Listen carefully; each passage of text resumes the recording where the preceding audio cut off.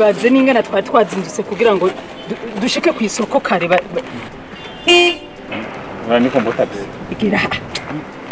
kandi usanga ashaka kudushorera ibi biharage wihende ngo uvuge ryabeye nyene tugwiza ko naka gatatu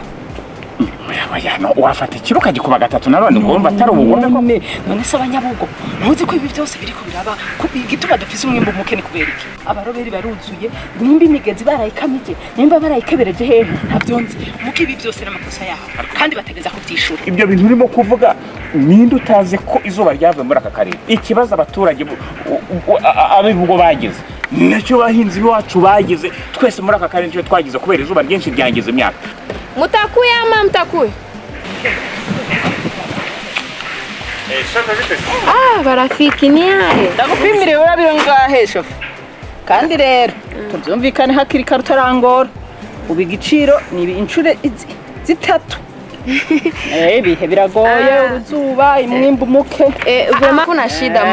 basi nilikuwa nasema njoo nibafikisha hata basi kusoko juu mnaona mko na mizigo tena juu iko makali nikosema napatie lift nyi bawili kubure twende tunibafikishe pale mbele Shofi